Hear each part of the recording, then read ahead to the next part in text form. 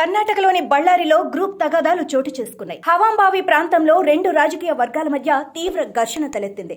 Banner విషయంలో ఎమ్మెల్యేల వర్గీయుల మధ్య ప్రతిదాడులు చోటు చేసుకున్నాయి. వారిని అదుపు చేయడానికి పోలీసులు లాఠీచార్జ్ చేశారు.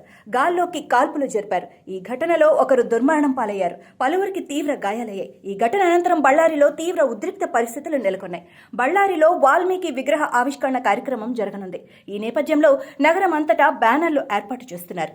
ఈ క్రమంలో బళ్ళారిలో నివసిస్తున్న గంగావతి శాసనసభ్యుడు గాలి జనార్దన్ రెడ్డి నివాసం సమీపంలో కాంగ్రెస్ పార్టీకి చెందిన స్థానిక ఎమ్మెల్యే నారా భరత్ రెడ్డి బ్యానర్ ఏర్పాటు చేయడానికి ప్రయత్నించారు. ఆయన మద్దతుదారులు దీన్ని గాలి జనార్దన్ రెడ్డి వర్గీయులు అడ్డుపడ్డారు.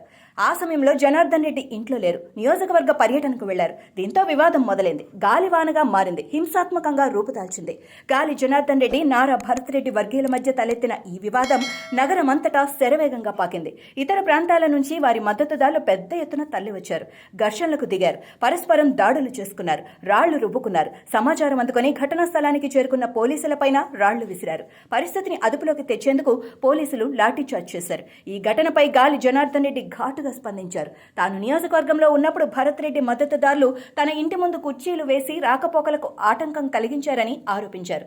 ఇంటికి రాగానే భరత్ రెడ్డి మద్దతుదారులు సతీష్ రెడ్డికి చెందిన ప్రైవేట్ గన్మ్యాన్లు 4-5 రౌండ్ల పాటు కాల్పులు జరిపారు. ఇది తనపై జరిగిన హత్యాయత్నమని ఆయన ఆరోపించారు.